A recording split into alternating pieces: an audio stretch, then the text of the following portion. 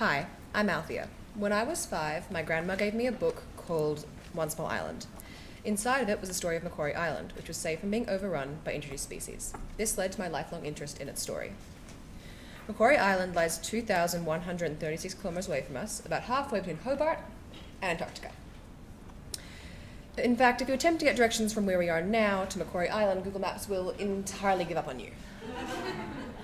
At least Google Maps knows what it is, though its reviews are interesting, to say the least.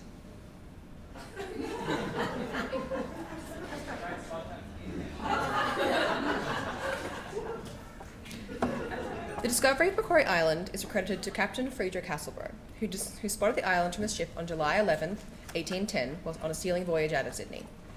2 years after its discovery, sealing started on Macquarie Island and lasted for over a century.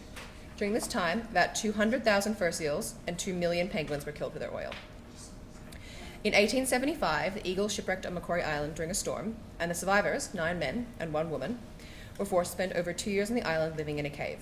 From what we know, this could be the first woman to ever set foot on Macquarie Island. The crew were rescued, but tragically the unnamed woman died the day before they were saved. On the 11th of December, 1911, Sir Douglas Mawson established the first radio communications link between Australia and Antarctica, building a radio relay station and antenna on Macquarie Island. Sealing was banned on the island in 1919. This marked an end to the horrific period of slaughter. In 1933, Macquarie Island was proclaimed a wildlife sanctuary by the Tasmanian state government. In 1948, the Macquarie Island Research Station was built and operations started in March of that year. In 1997, the Macquarie Island was granted World Heritage status by UNESCO, giving it the highest level of protection on Earth. Macquarie Island's sealing history had left the island with a number of very destructive introduced species. Goats, dogs, horses, and wekas were all eradicated, and finally the last feral cat was shot in the year 2000. With their main predator gone, the rabbit population skyrocketed, causing massive environmental devastation. In 2010, a major program was launched to eradicate rabbits and rodents. Fumigation of burrows, poison baits, introduced viruses, and careful monitoring of sniffer dogs were all used. In April of 2014, the Macquarie Island Pest Eradication Program was declared successful after 4 years of incredible effort.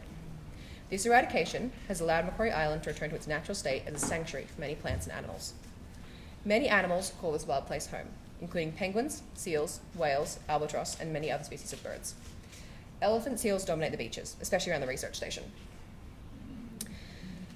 Elephant seals live in harems, where the leader and largest male is called the beachmaster. There are 4 main types of penguins that breed on Macquarie Island: rockhopper, royal, Adelie, and king penguins. The largest penguin breeding colony on Macquarie Island is at Herd Point, with over 320,000 penguins. If you're wondering what 320,000 penguins looks like, it's a bit like this. And that's not even all of it, there's more on the sides. Macquarie Island is also home to a number of endemic species that are found almost nowhere else in the world, including the Macquarie Island cormorant, the critically endangered cushion plant, the royal penguin, and 2 helmet orchids. It's also known for its incredible megaherbs, including the Macquarie Island cabbage. Macquarie Island enjoys a tropical climate, with an average daily temperature of 4.9 degrees Celsius. Additionally, you can enjoy beautiful weather with an annual average of 862 hours of sunshine, and 317 days of rain per year. With less yearly sunshine than Forks, Washington, Macquarie Island is obviously the better place for vampires. The Aurora Strauss is an icebreaker ship that for many decades was a central lifeline for Australia's Antarctic and subantarctic research stations, including resupplying the Macquarie Island station annually. It was retired after more than 30 years of service and has been replaced by the Noyina, which means Southern Lights in Palawakani, the language of the Aboriginal Tasmanians. The Macquarie Island Research Station is resupplied only once per year and is a major logistics operation, including requiring the movement of 484 tons of cargo from the ship to the island by amphibious boats, hoses, and helicopters. I've only scratched the surface of why Macquarie Island is so special and important. If you'd like to know more, have a look at these resources. I hope you now understand why Macquarie Island is such a special, unique place that deserves protection and conservation. Thank you.